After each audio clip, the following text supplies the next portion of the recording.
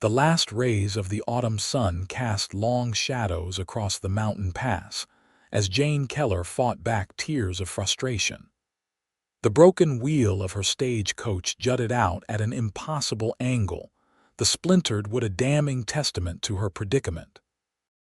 In the vast expanse of the Colorado Territory in 1876, being stranded as nightfall approached was more than an inconvenience, it was potentially deadly. "Damn it all to hell," Jane muttered, kicking at a loose stone. Her language would have scandalized the ladies back in Boston, but after 3 days of travel, the last of her refinement had worn thin. She pushed a strand of auburn hair from her face and assessed her situation with growing dread. The driver and guard had abandoned her hours ago, riding ahead on the 2 remaining horses to fetch help from the nearest town. "We'll be back by nightfall, Miss Keller," the driver had promised. But as the sun dipped lower behind the jagged peaks of the Rocky Mountains, Jane knew they wouldn't return before dark. She hugged herself against the growing chill, her traveling dress offering little protection against the mountain air. October in the high country was unpredictable, and the temperature was dropping rapidly. The contents of her trunk's fine dresses, books, and mementos from her former life were useless to her now. A wolf's howl echoed through the canyon, sending a shiver down Jane's spine. She climbed back into the listing stagecoach and retrieved her father's old pistol from her carpetbag. The weight of it was reassuring in her trembling hands, though she had fired it only a handful of times back in Massachusetts. Jane squinted at the darkening horizon, desperate for any sign of returning help. Instead, she saw a lone figure on horseback approaching from the west. Fear and relief warred within her as the rider drew closer. He rode tall in the saddle, his broad shoulders silhouetted against the crimson sky. Even from a distance, she could tell he was a man accustomed to the harsh realities of frontier life. As he approached, Jane raised the pistol, her heart hammering in her chest. "That's far enough, sir," she called, hoping her voice didn't betray her fear. The rider slowed his horse to a walk and raised his hands slightly. "Madam, I mean you no harm. Looks like you've got yourself in a spot of trouble." The deep timbre of his voice carried easily on the mountain air. As he came closer, Jane could make out his features beneath a wide-brimmed hat's strong jawline, straight nose, and eyes the color of a summer storm. A few days' worth of stubble darkened his face, and trail dust covered his denim and leather attire. "I'd be obliged if you'd lower that pistol," he said, the hint of a smile playing at the corners of his mouth. "Name's Nathan Jameson. Most folks call me Nate." Jane hesitated, then slowly lowered the gun. "Jane Keller," she replied, trying to maintain her composure. "My wheel broke several hours ago. The driver went for help, but he ain't coming back before nightfall," Nate finished for her. He dismounted with fluid grace, his spurs jingling softly as his boots hit the ground. "That's Jasper's Peak up yonder. Another hour and these mountains will be dark as a coal mine and twice as cold." He approached the stagecoach and crouched to examine the broken wheel. His hands, Jane noticed, were strong and capable as they moved over the damaged wood. "No fixing this tonight," he declared, straightening up. Wheels split clean through the hub.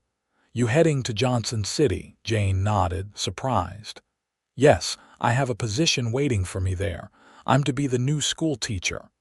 Something flickered across Nate's face, surprise perhaps, or amusement. "Johnson City, is it?" "Well, Miss Keller, that's where I'm headed myself. But we won't make it tonight." He glanced at the darkening sky. "There's an old line shack about half an hour from here. Not much to look at, but it's got a roof and a fireplace. Better than spending the night in the open." Jane felt her cheeks flush. The impropriety of spending the night alone with a strange man was scandalous, but the growing darkness and dropping temperature left her little choice. I can't very well stay here, she conceded. Nate nodded. Get what you need for the night. We'll come back for your things tomorrow.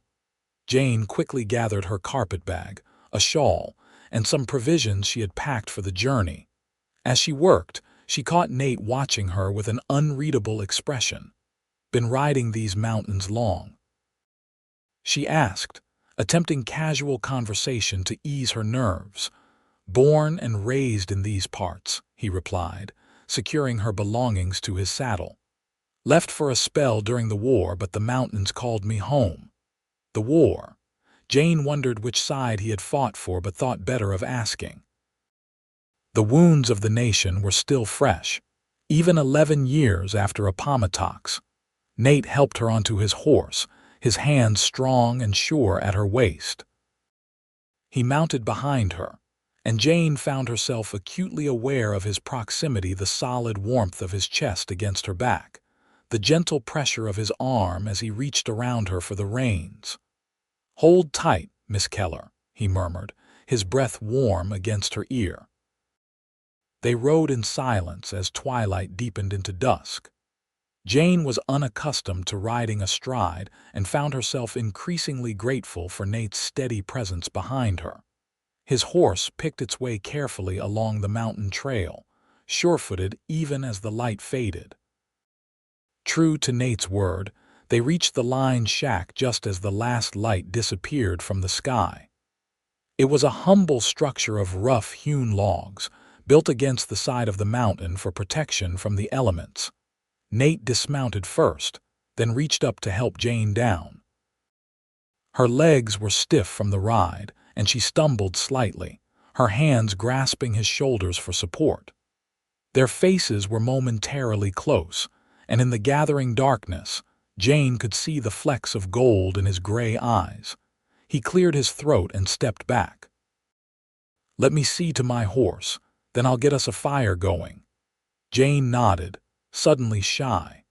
She watched as Nate efficiently unsaddled his horse and set it to graze on a patch of grass nearby, securing it with a long tether.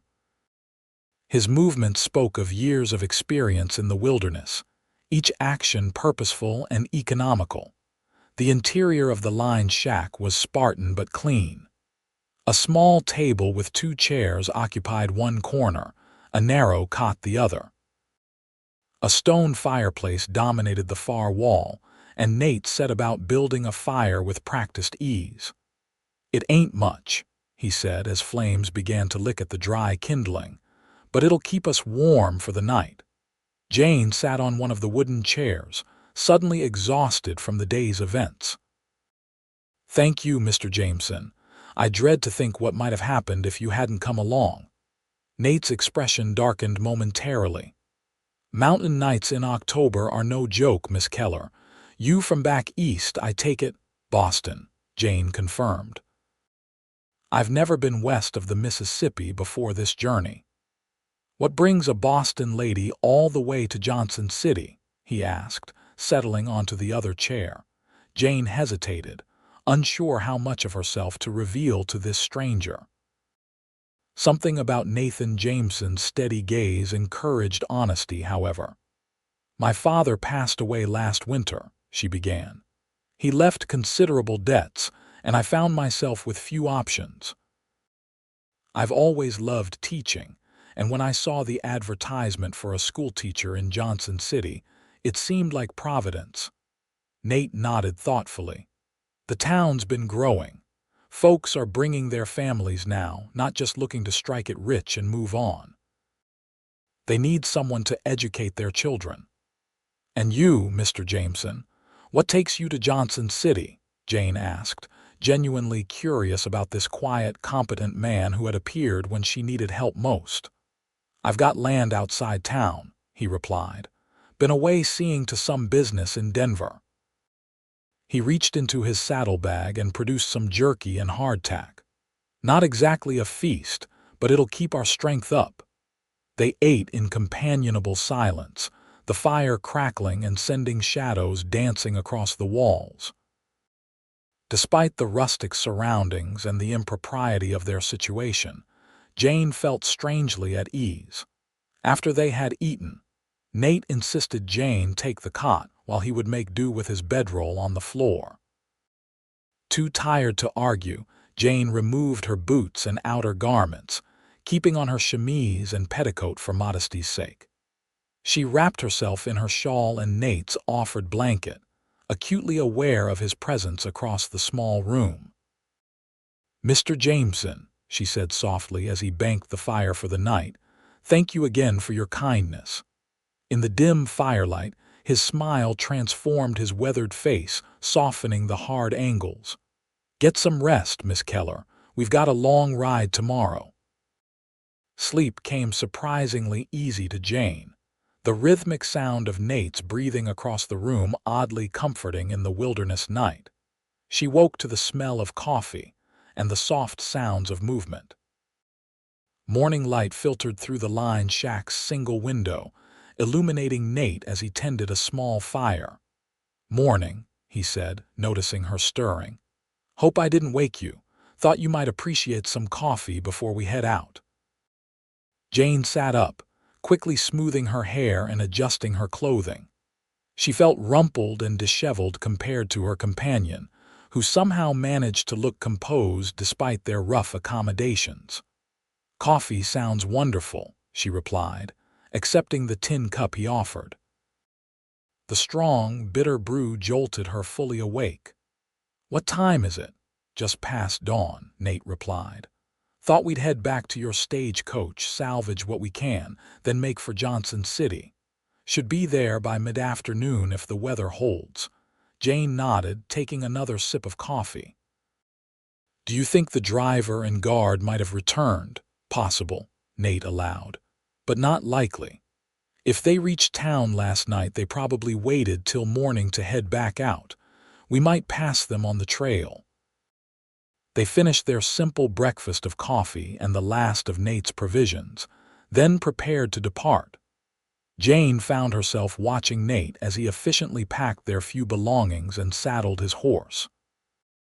There was something compelling about his quiet competence, so different from the dandies she had known in Boston. The morning was crisp and clear as they rode back to the abandoned stagecoach. Jane was more comfortable riding behind Nate today, her arms wrapped loosely around his waist for balance.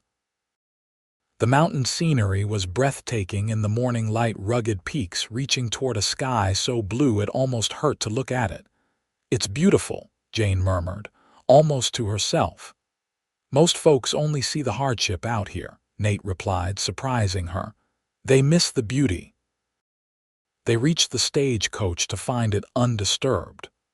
No sign of the driver or guard, no indication that anyone had passed this way since they left the previous evening. Nate helped Jane down, then began assessing what they could reasonably take with them. "We can't take all your trunks," he said apologetically. "Horse can't carry that much weight all the way to Johnson City." "I understand," Jane said, opening the largest trunk. "Let me gather what's most important." She selected a few essential garments, her teaching materials, and the small box containing her mother's jewelry and her father's pocket watch. Everything else, the fine dresses, the books she had loved, the china tea set that had been a parting gift from her aunt, would have to remain. "The stage company will send someone back with a new wheel," Nate assured her, seeing her expression. "Your things won't be left here forever." Jane nodded, fighting back a wave of emotion. It was foolish to be attached to material possessions, especially now that she was beginning a new life in the West, but each item represented a connection to her past, to the life she had known. Nate secured her belongings to his horse with efficient movements. "Ready?" he asked gently.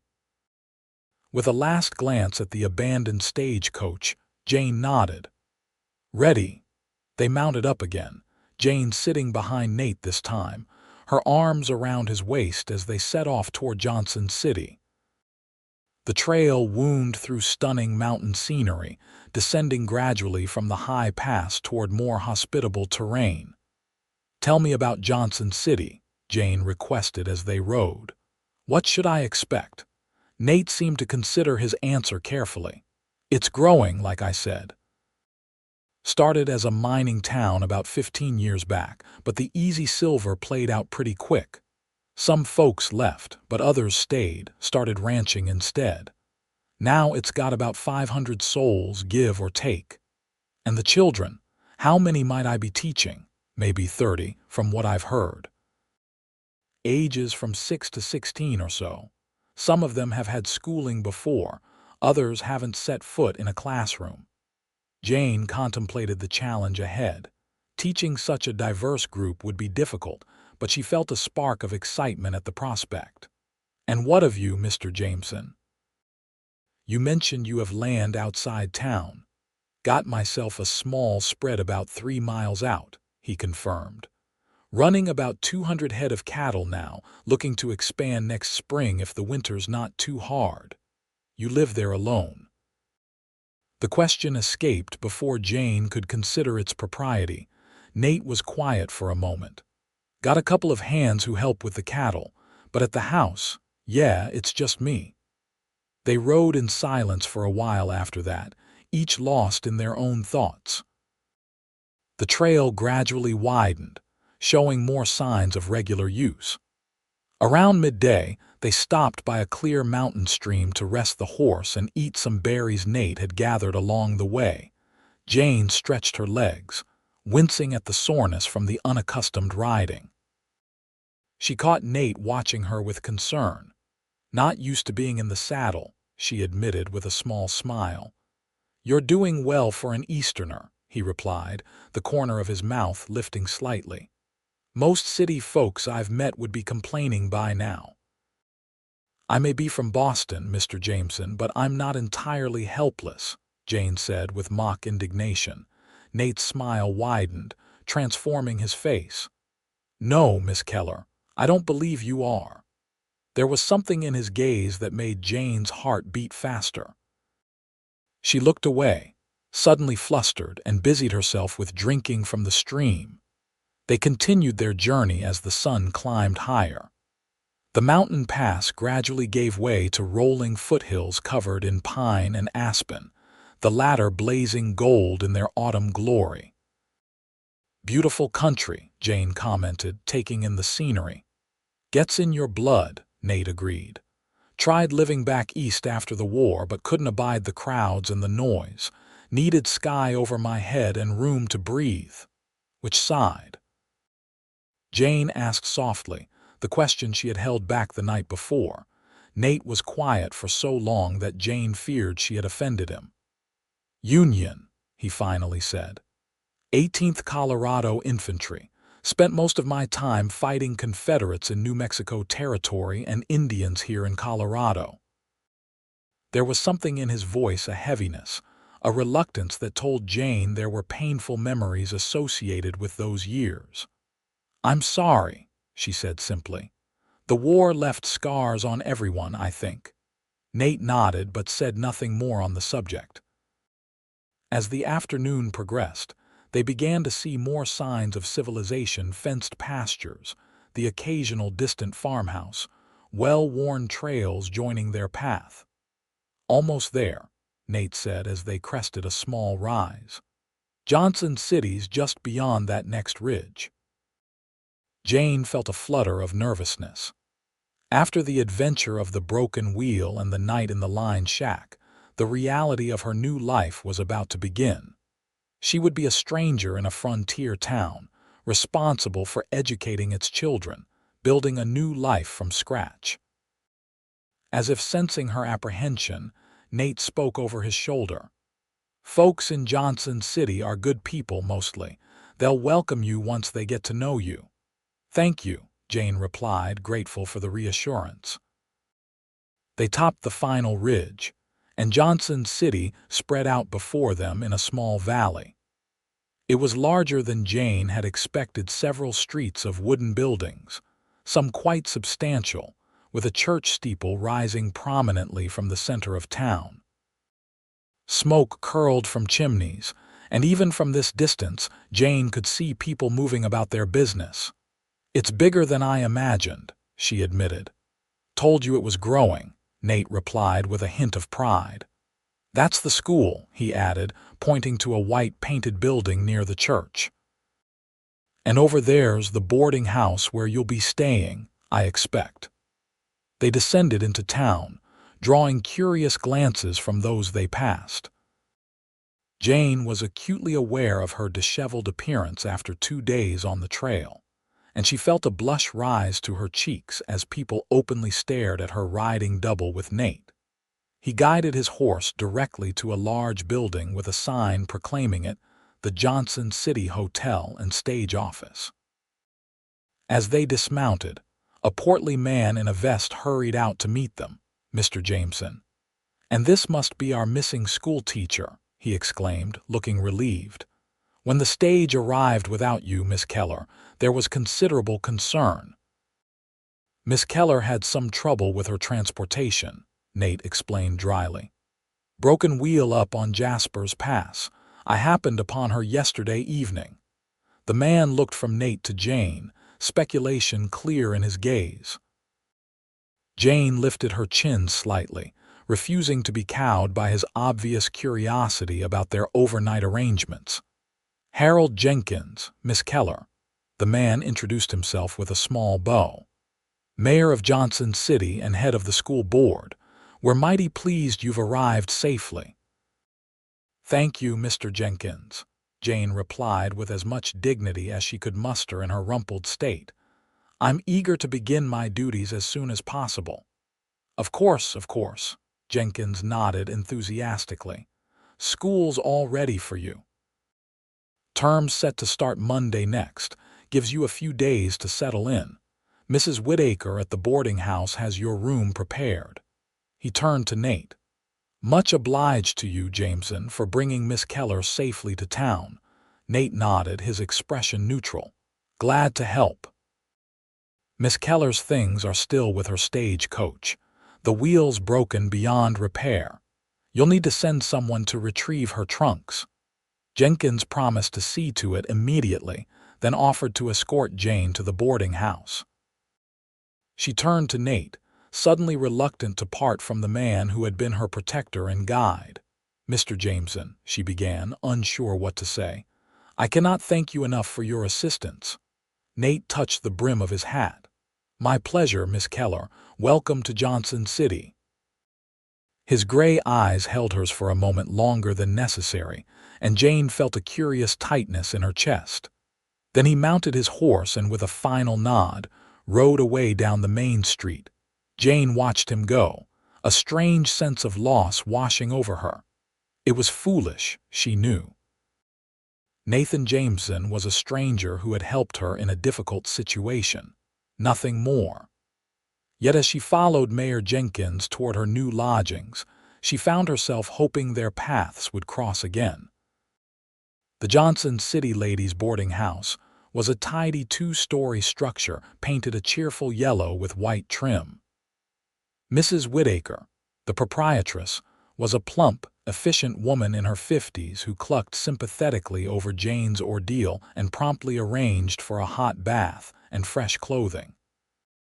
Terrible business, being stranded like that, Mrs. Whittaker said as she showed Jane to a modest but comfortable room on the 2nd floor. Lucky indeed that Mr. Jameson came along when he did. There was a note of curiosity in the older woman's voice that Jane chose to ignore. Yes, I was fortunate, she agreed simply. Mr. Jameson was most kind. Mrs. Whittaker gave her a knowing look. Keeps to himself mostly, that one. Comes to town for supplies and church on Sundays, but otherwise stays out at his ranch. Handsome man, though, isn't he? Jane felt her cheeks warm. I hardly noticed, she lied. The older woman's smile suggested she didn't believe this for a moment, but she kindly changed the subject. Dinner's at 6 sharp. There are 3 other ladies boarding here, Miss Collins, who works at the Mercantile, Mrs. Henderson, our telegrapher's widow, and Miss Dawson, who plays the organ at church. All very respectable. After Mrs. Whittaker left, Jane sank onto the narrow bed with a sigh of relief.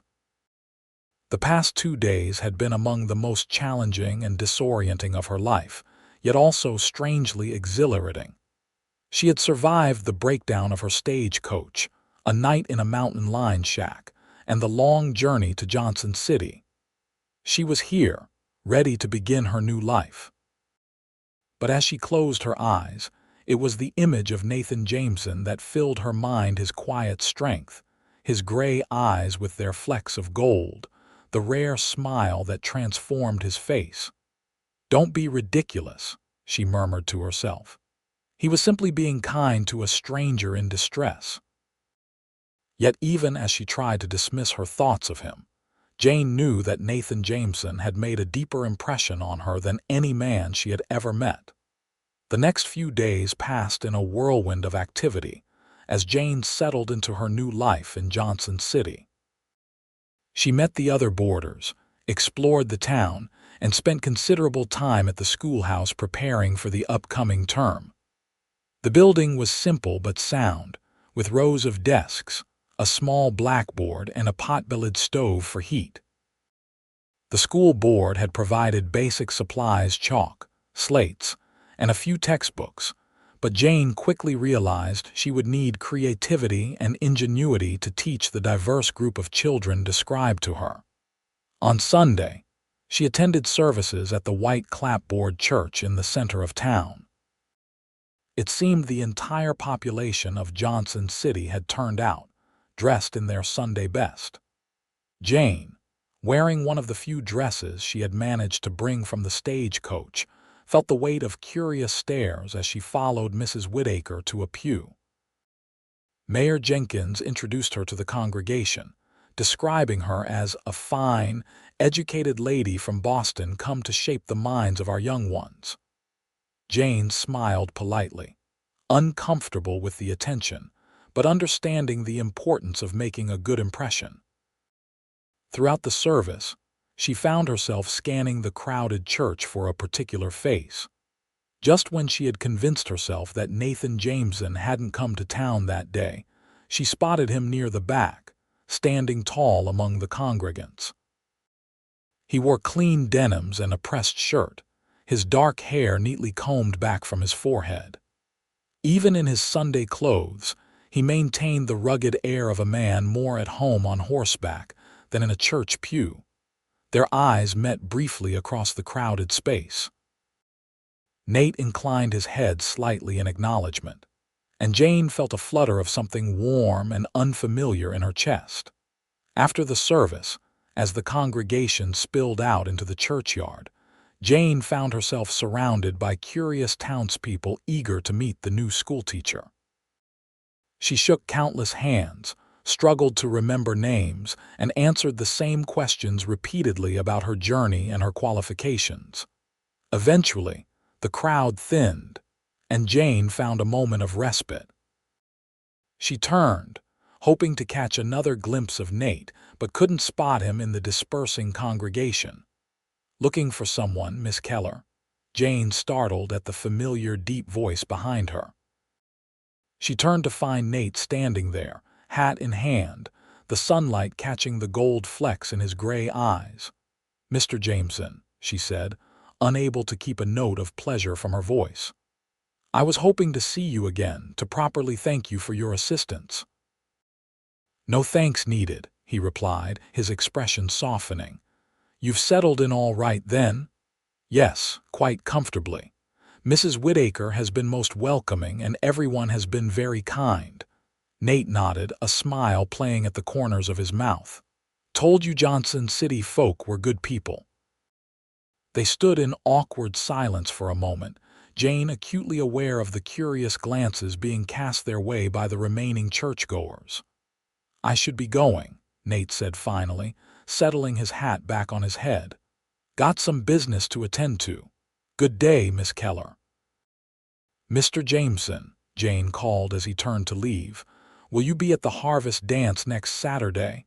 Mrs. Whittaker mentioned it's quite the event in Johnson City." Something flickered in Nate's eyes, surprise perhaps, or pleasure. "Wasn't planning on it," he admitted. "Not much for dancing." "Oh."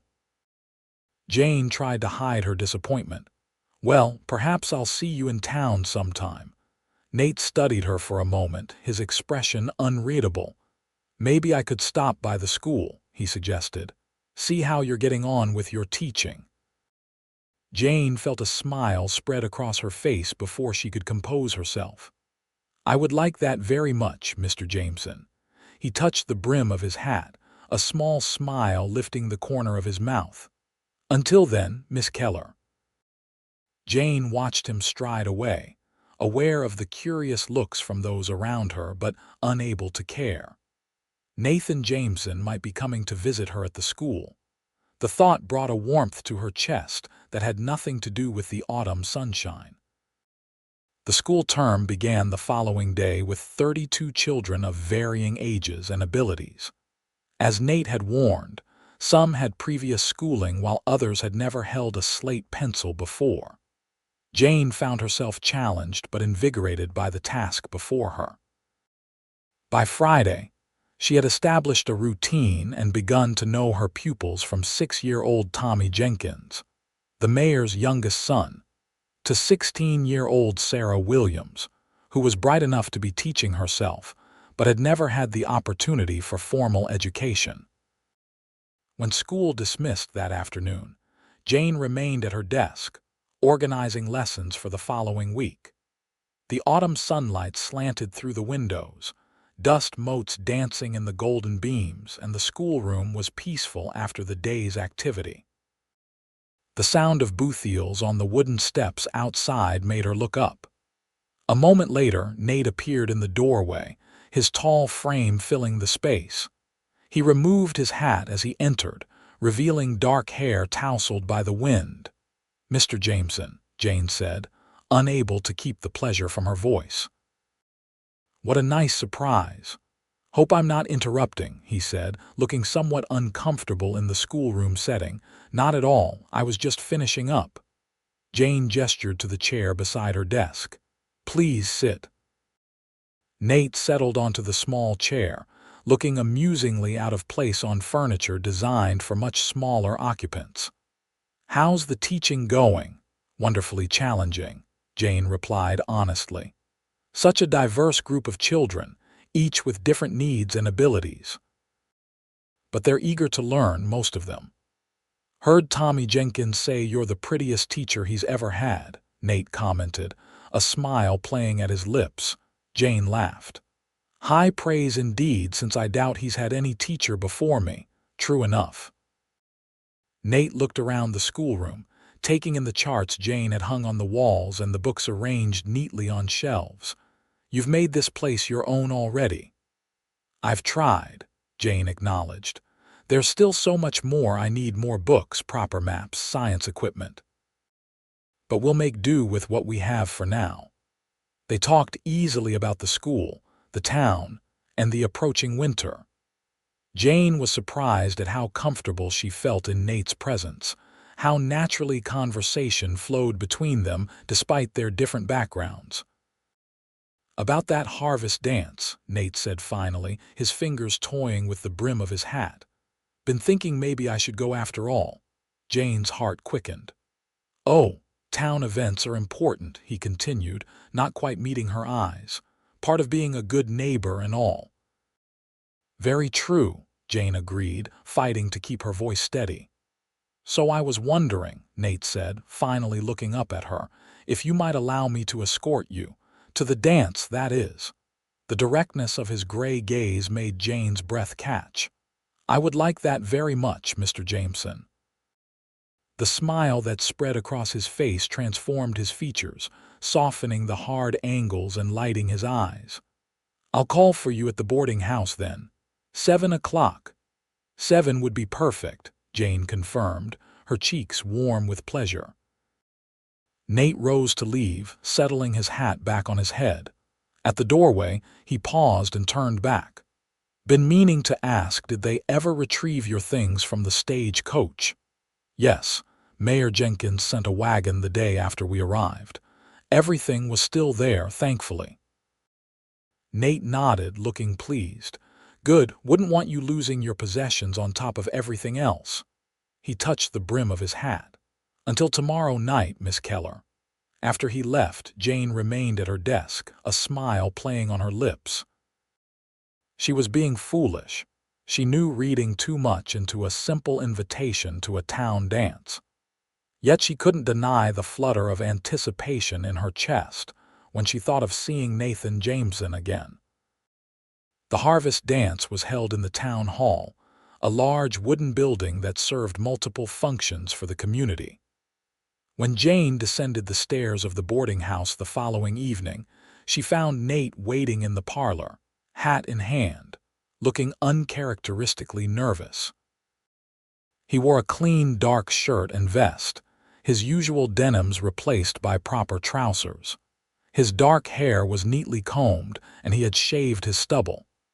The transformation was striking. Not that he needed improving, Jane thought, but the effort he had made touched her deeply. Nate's eyes widened slightly as he took in her appearance. Jane had worn her best dress, a deep green silk that brought out the auburn highlights in her hair, which she had arranged in a simple but elegant style. "Miss Keller," he said, his voice slightly hoarse, "you look very nice." "Thank you, Mr. Jameson," Jane replied, feeling a blush rise to her cheeks. "As do you." Mrs. Whittaker watched their exchange with barely concealed delight, making Jane acutely aware of the speculation their attendance at the dance together would generate. They walked the short distance to the town hall in companionable silence, the cool evening air carrying the scent of wood smoke and fallen leaves. The sounds of fiddle music and laughter spilled from the open doors of the hall, and golden light streamed from the windows. Inside, the large room had been transformed with autumn decorations, garlands of colored leaves, sheaves of wheat, and pumpkins arranged artfully around the space. Nearly everyone in Johnson City seemed to be there, from the youngest children to the oldest grandparents. Mayor Jenkins spotted them immediately and hurried over, his face flushed with exertion and what Jane suspected was quite a bit of whiskey. "Miss Keller and Jameson, good to see you both," he boomed, shaking Nate's hand vigorously. "Didn't expect to see you here, Jameson." "Not much for town gatherings usually, are you? Thought I'd make an exception," Nate replied evenly, his hand coming to rest lightly at the small of Jane's back. The mayor's eyes flickered between them, his expression knowing. "Well, well, enjoy yourselves then." As Jenkins moved away to greet other arrivals, Jane found herself being introduced to what felt like half the town. Everyone was curious about the new schoolteacher, especially one who arrived at the harvest dance on the arm of the reticent rancher Nathan Jameson. "Never seen Jameson at one of these dances before," whispered Mrs. Collins, mother of one of Jane's pupils, as they stood near the refreshment table. "He must think very highly of you indeed, Miss Keller."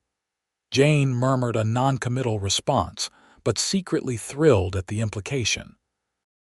She watched Nate across the room as he conversed with some of the local ranchers, his tall figure easy to spot in the crowd. As if sensing her gaze, he looked up and caught her eye, a small smile lifting the corner of his mouth. The fiddlers struck up a lively tune and couples began to form sets for a square dance.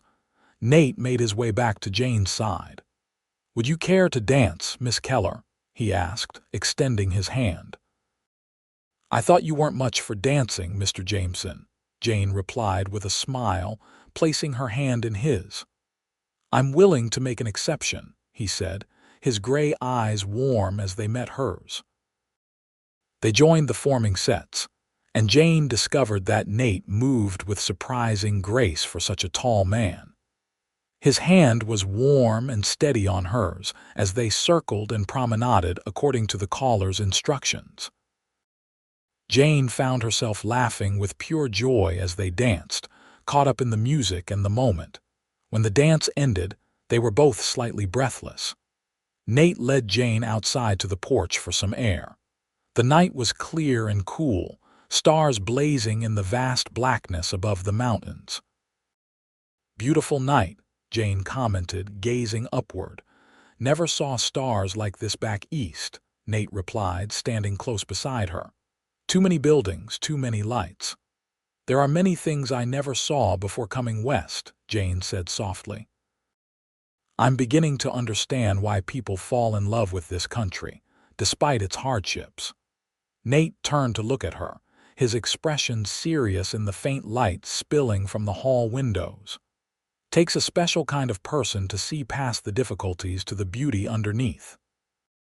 Jane met his gaze, her heart quickening at the intensity in his eyes. I'm learning, she said simply. The moment stretched between them, laden with unspoken feelings. Then someone called from inside for another dance to begin, breaking the spell. Shall we go back inside? Jane asked, reluctant to end their private moment but aware of propriety. Nate offered his arm. If you wish. They danced several more times that evening, alternating lively reels with slower waltzes. During one such waltz, Jane found herself held closer than was strictly proper, Nate's hand warm at her waist, his face near enough that she could see the fine lines at the corners of his eyes when he smiled. You dance very well for someone who claims not to enjoy it, Mr. Jameson, she observed. Perhaps it depends on the partner, he replied, his voice low. Jane's cheeks warmed at the implication. I'm flattered. Don't be. It's just the truth. The simple honesty of his words touched Jane more deeply than any elaborate compliment could have. This man, she was learning, spoke plainly and meant what he said, a refreshing change from the polite fictions of Boston society. As the evening drew to a close, Nate escorted Jane back to the boarding house. They walked slowly, as if by mutual agreement prolonging their time together. Thank you for a lovely evening, Mr. Jameson, Jane said as they reached the steps of Mrs. Whittaker's establishment. I enjoyed myself immensely. As did I, Nate replied, his voice warm in the darkness. He hesitated, then asked, Would you care to ride out to my ranch tomorrow? Sunday afternoon, perhaps. I could show you a bit more of the country around Johnson City. Jane's heart leapt at the invitation. I would like that very much. Nate's smile was visible even in the dim light of the porch lantern. I'll come by after church then, around 1 o'clock. I'll be ready, Jane promised. He took her hand then, his touch gentle but sure, and raised it to his lips. The gesture was so unexpected, so unlike his usual reserved manner, that Jane felt her breath catch. Good night, Miss Keller, he said softly, releasing her hand. Good night, Mr. Jameson, she replied, her voice barely above a whisper. Jane watched him walk away, his tall figure disappearing into the darkness. Only when he was out of sight did she enter the boarding house, where Mrs. Whittaker waited in the parlor with barely concealed curiosity. Had a nice evening, did you? The older woman asked, her eyes twinkling. Very nice, Jane confirmed, unable to keep the smile from her face. Mr. Jameson seemed quite attentive, Mrs. Whittaker observed. Never seen him at a social gathering before, much less dancing. Jane felt a blush rising to her cheeks. He was a perfect gentleman. I've no doubt of that, Mrs. Whittaker replied, her expression knowing. He's coming to call tomorrow, is he? News traveled fast in small towns, Jane was learning. He's offered to show me his ranch and some of the surrounding countryside. Mrs. Whittaker nodded approvingly. Nathan Jameson is a good man, Miss Keller. Keeps to himself, but he's respected in these parts. Built that ranch up from nothing after he came back from the war. He mentioned he fought for the Union, Jane said. Aye, and came back different like most who went away, Mrs. Whittaker replied, her voice softening. Lost his brother at Glorietta Pass from what I heard. Doesn't speak of it, though. Jane nodded, thinking of Nate's reluctance to discuss the war. Many men carried invisible scars from those terrible years. Well, I should retire, she said. It's been a long evening. Indeed it has, Mrs. Whittaker agreed with a smile. Sleep well, Miss Keller. In her room, Jane changed into her nightgown and sat at the small vanity to brush out her hair. The woman who gazed back at her from the mirror was flushed and bright-eyed, looking younger than her 24 years. She barely recognized herself, this woman with stars in her eyes and hope in her heart. "Be careful," she whispered to her reflection. "You barely know him." Yet as she climbed into bed, Jane knew it was already too late for caution. In the span of a week, Nathan Jameson had somehow carved out a space in her heart that no one else had ever touched. The following afternoon, Jane was ready and waiting when Nate arrived with his horse and a smaller, gentle-looking mare for her to ride. Mrs. Whitaker watched from the porch as Nate helped Jane mount, offering unnecessary but well-meant advice about proper riding posture. "We won't be late, Mrs. Whitaker," Nate assured the older woman. "Just going to show Miss Keller my place and a bit of the countryside." "See that you're back before dark," Mrs. Whitaker replied, her tone stern but her eyes twinkling. "Folks will talk." "Folks already are," Nate said dryly, mounting his own horse with practiced ease. They rode out of town at a leisurely pace, Jane still getting accustomed to riding astride rather than side saddle as she had been taught in Boston. The day was perfect for riding, crisp but not cold, the autumn sun painting the landscape in gold and amber. "This is magnificent country," Jane commented as they followed a well-worn trail through rolling grasslands punctuated by stands of aspen and pine. "So vast and open." "That's what I love about it," Nate replied. "Room to breathe, room to think." He glanced at her. "Different from Boston, I imagine." "Very different," Jane agreed. "In some ways it reminds me of the ocean, that same sense of endless space and possibility, but warmer somehow, more welcoming." Nate looked pleased at her observation. "Most Easterners just see emptiness. They don't understand what's here." "I think I'm beginning to," Jane said softly. They rode for about half an hour before cresting a gentle rise. Below them spread a valley, verdant despite the late season, with a creek winding through it. A sturdy log house stood near the creek, smoke curling from its chimney. Several outbuildings surrounded it, and in the distance, Jane could see cattle grazing on the hillsides. "The Rocking J," Nate said with quiet pride. "My place." "It's beautiful," Jane breathed, taking in the scene. The setting was idyllic, the house nestled in the valley, protected by the surrounding hills, with mountains rising majestically in the background. They rode down to the ranch, where a young man emerged from one of the outbuildings to greet them. "Miss Keller, this is Diego Martinez, one of my hands," Nate introduced them. "Diego, Miss Keller is Johnson City's new schoolteacher." "Pleased to meet you, miss," Diego said, touching his hat respectfully. He was perhaps 20, with a ready smile and quick, intelligent eyes. "Likewise, Mr. Martinez," Jane replied warmly. "Everything all right here?" Nate asked. "Yes, sir, just finished mending that section of fence on the north pasture," Diego reported. "Tomas is out checking the herd." Nate nodded approvingly. "We'll be at the house if you need anything." He helped Jane dismount, then led her toward the log structure. As they approached, Jane could see that while the house was simple, it was well built and carefully maintained. A covered porch wrapped around two sides, with a rocking chair and a bench positioned to take advantage of the valley views. Inside, the house was surprisingly spacious and comfortable.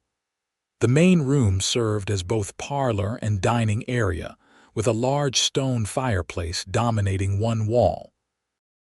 Simple but sturdy furniture filled the space: a sofa covered in worn leather, a dining table with 6 chairs, bookshelves filled with volumes that surprised Jane with their variety. "You read Emerson?" she asked, noticing several familiar titles among the books. "And Thoreau," Nate confirmed. "Found I agreed with a lot of their thinking about man's relationship with nature."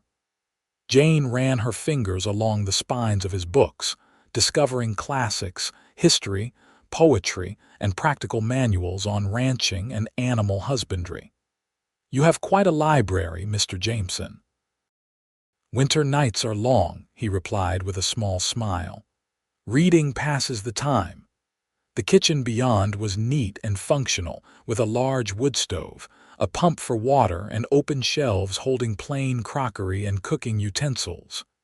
"It's not fancy," Nate said, watching her look around. "But it suits me." "It's wonderful," Jane replied honestly. "So peaceful here." Nate's expression softened. "Would you like some coffee?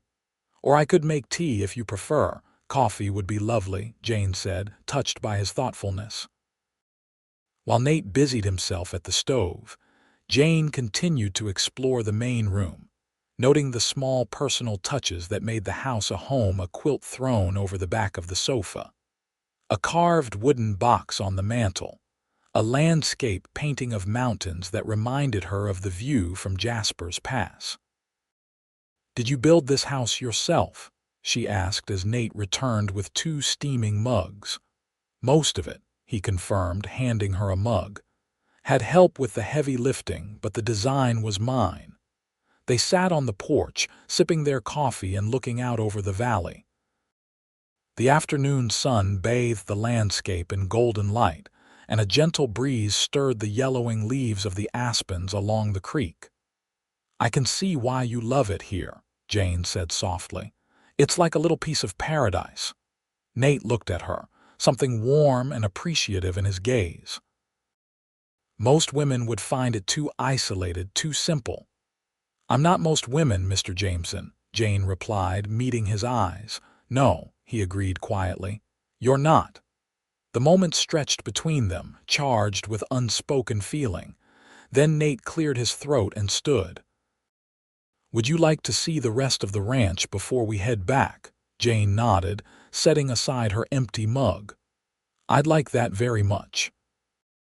They spent the next hour exploring the property on horseback: the barn with its neat stalls and hayloft, the corral where several fine horses grazed, the creek that provided water for the ranch, and the rolling pastures where Nate's cattle herd grazed. Everywhere Jane looked, she saw evidence of careful planning and hard work. "You've built something remarkable here," she told him as they paused on a hillside overlooking the valley. "Something to be proud of." "It's taken 10 years," Nate replied, his gaze sweeping over his domain. "Started with just 50 acres and 20 head of cattle. Now it's 500 acres and growing. And all by yourself." A shadow crossed his face. "My brother and I planned to ranch together before the war. After he was killed at Glorieta Pass, I nearly gave up on the idea. Went back east for a while, tried to forget, but eventually the mountains called me home." Jane's heart ached for the loss she heard in his voice. "I'm sorry about your brother." Nate nodded, his expression distant for a moment. Then he seemed to shake off the memories. "We should start back," he said. "Don't want to give Mrs. Whitaker reason to worry." As they rode back toward Johnson City, Jane found herself seeing the landscape with new eyes. What had seemed wild and intimidating just a week ago now appeared welcoming and full of possibility.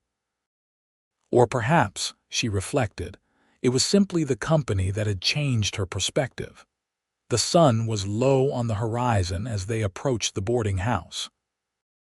Jane was reluctant for their time together to end, and from Nate's slowness in dismounting and helping her down, she suspected he felt the same. "Thank you for showing me your ranch," she said as they stood on the boarding house porch. "It's a special place." "Thank you for coming," Nate replied, his gray eyes warm as they studied her face. "I enjoyed having you there." Jane hesitated, then asked the question that had been on her mind all afternoon.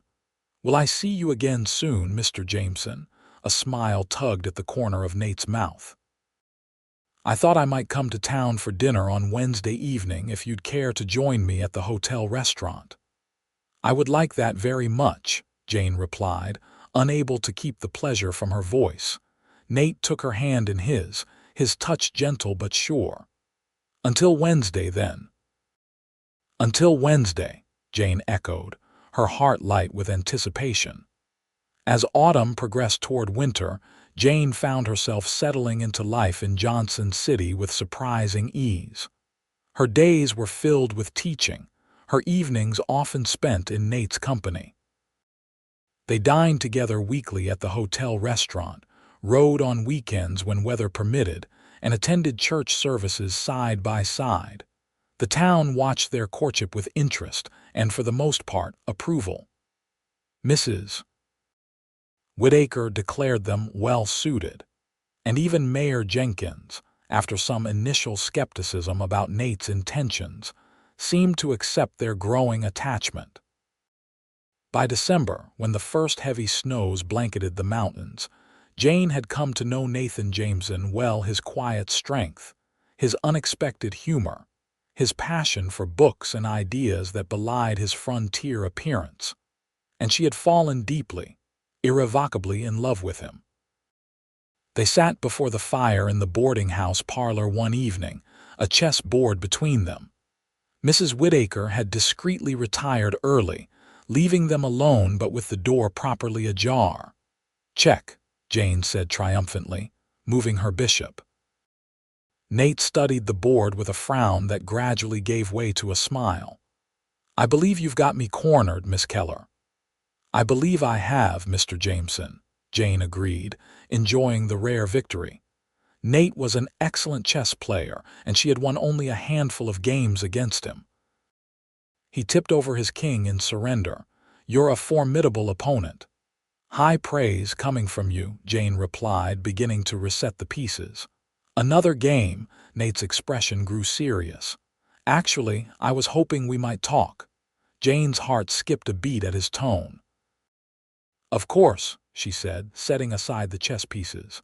Nate stood and moved to the fireplace, his back to her for a moment as he gathered his thoughts. When he turned, his expression was solemn but his eyes were warm.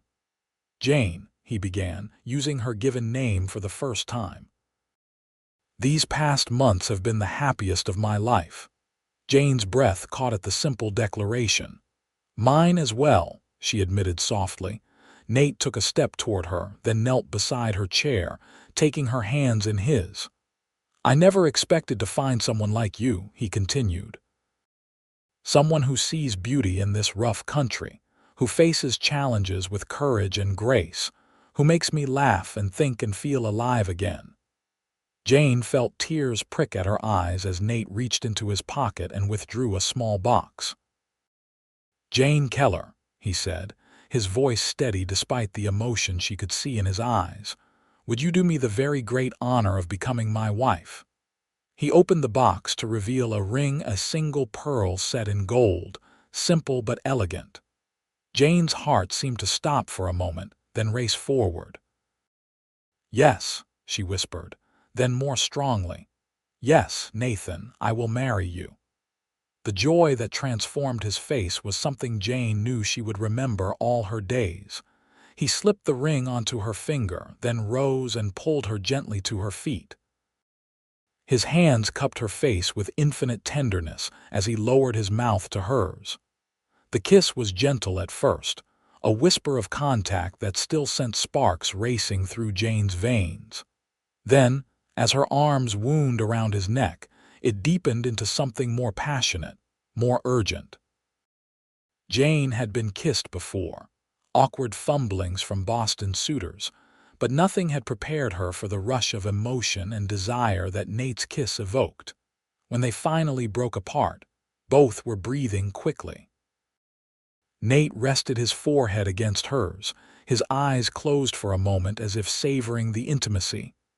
"I love you, Jane Keller," he said softly, "more than I ever thought possible to love anyone." "And I love you, Nathan Jameson," Jane replied, her heart so full she thought it might burst. "With all my heart."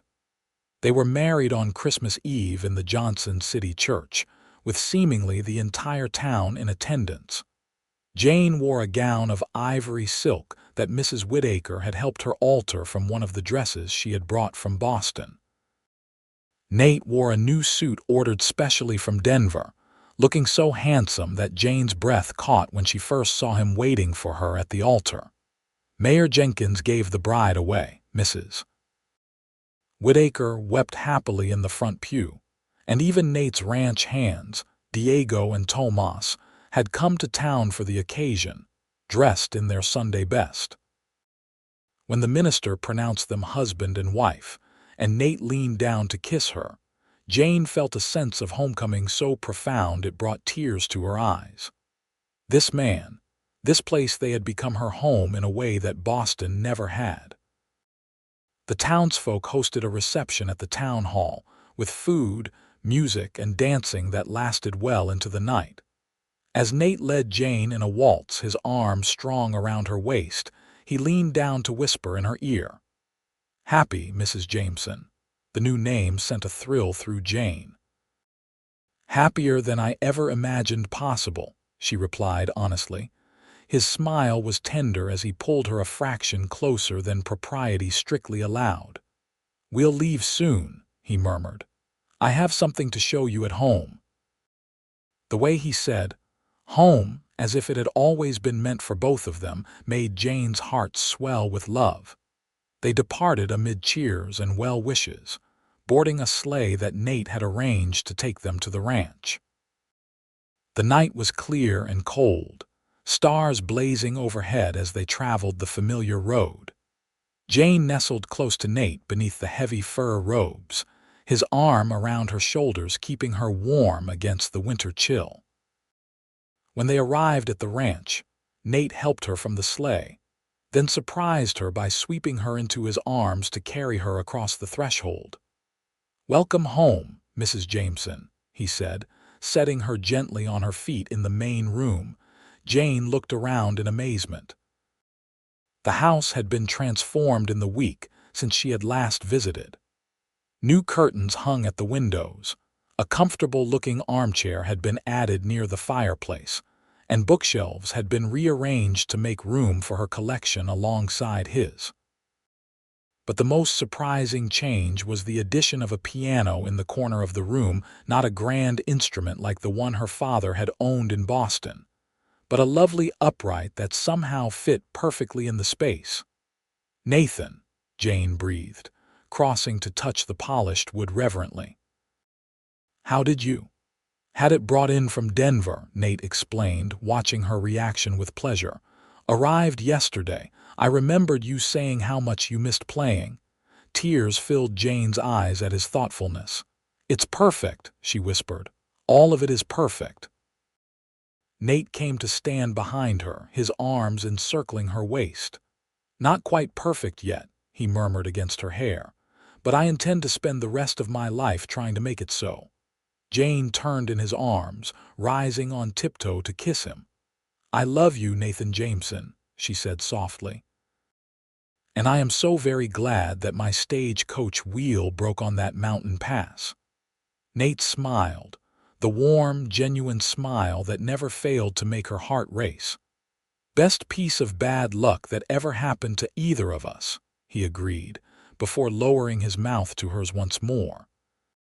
Spring came early to the Colorado Territory in 1877, the snow melting from the valleys by March, though it still crowned the highest peaks. Jane stood on the porch of the ranch house, watching as Nate and Diego worked with a new colt in the corral. The sun was warm on her face, and she rested one hand absently on her slightly rounded belly, where their first child grew. Life, as Mrs. Nathan Jameson, had surpassed even her most hopeful expectations. The initial adjustments of marriage and ranch life had been smoothed by their deep love for each other and Nate's patient teaching. Jane had learned to cook on the wood stove, to manage the household accounts, and even to ride out with Nate occasionally to check on distant parts of the ranch. She continued to teach in Johnson City, 3 days a week, riding in with Nate when he had business in town, and staying overnight at Mrs. Whittaker's on school nights. It was an unconventional arrangement, but it allowed her to fulfill her commitment to the school while building a life with Nate at the ranch. The news of her pregnancy, confirmed by the town doctor in February, had brought Nate such joy that Jane found herself falling in love with him all over again.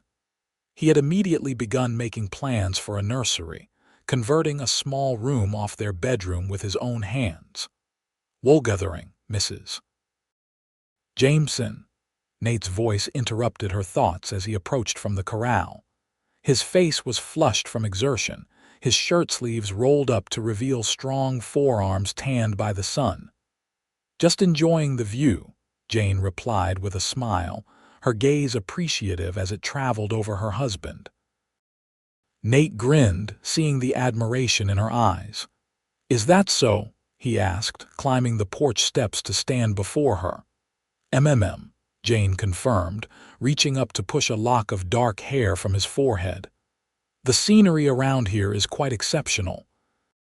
Nate laughed softly, then bent to kiss her, his hands gentle at her waist. "How are you feeling today?" he asked when they parted, his gaze dropping to where her hand rested on her belly. "Wonderful," Jane assured him. "The morning sickness seems to have passed." Relief flickered across Nate's face. His concern for her health and comfort during the pregnancy had been touching, if occasionally overprotective. "Good," he said, placing his hand over hers. "Because I was thinking we might ride out to the North Meadow this afternoon. The wildflowers are starting to bloom." Jane smiled at the suggestion. The North Meadow was one of her favorite places on the ranch, a natural bowl surrounded by aspen trees that filled with wildflowers each spring. "I'd like that," she said. "But first, I believe I promised to play for you this morning." Nate's expression softened. "So you did." Inside, Jane settled at the piano while Nate sat in the armchair near the fireplace. She began with one of his favorites, a Chopin nocturne that filled the ranch house with gentle, flowing notes. As she played, she glanced over to see Nate watching her, his gray eyes warm with love. In that moment, Jane felt a sense of peace and rightness that she had never known in Boston.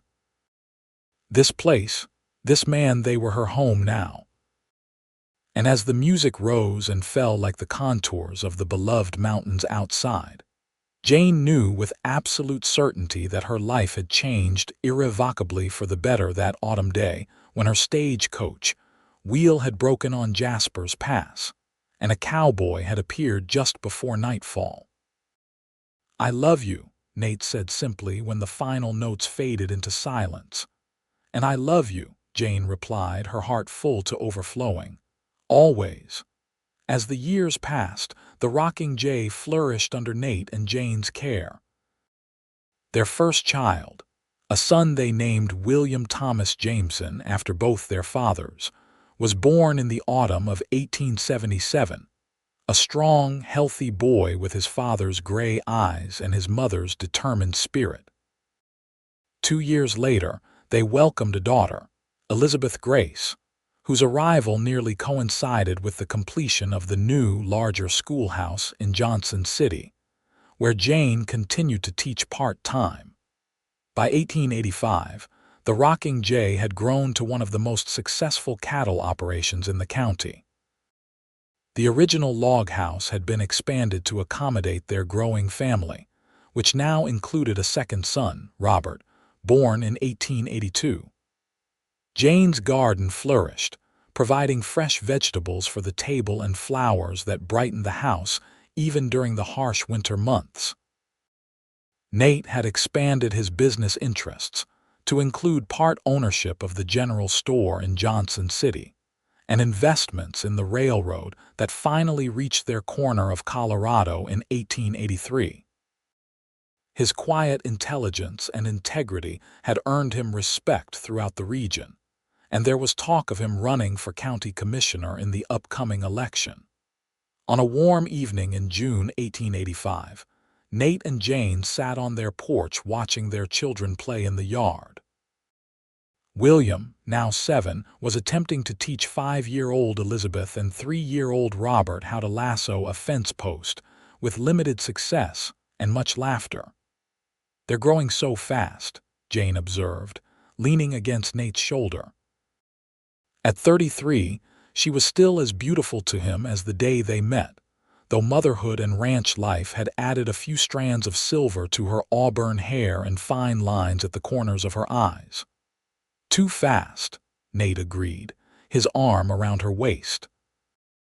At 40, he had matured into a man of substance and quiet authority, respected throughout the territory. The war's shadows had long since faded from his eyes, replaced by the steady light of contentment and purpose. "I received a letter from Aunt Margaret today," Jane said. "She's finally accepted my invitation to visit this summer." Nate raised an eyebrow.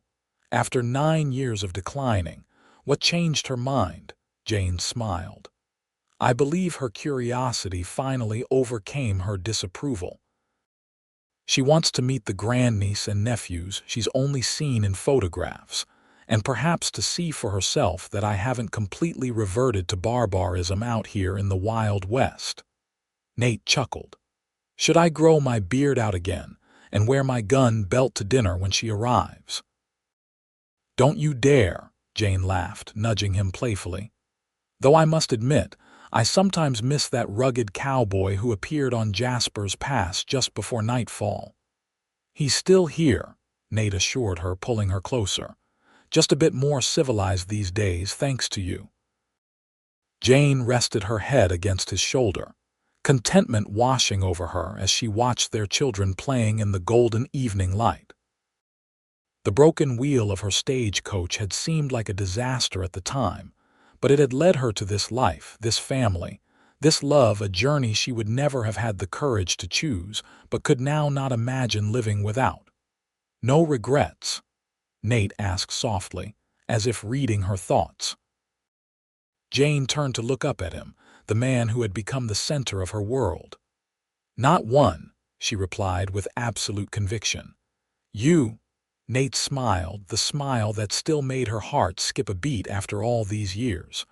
"Only that I didn't happen along that mountain pass a little sooner." As the sun set behind the mountains they both loved, casting long shadows across their land and painting the sky in shades of gold and crimson, Nate bent to kiss his wife with the same tenderness he had shown on their wedding day.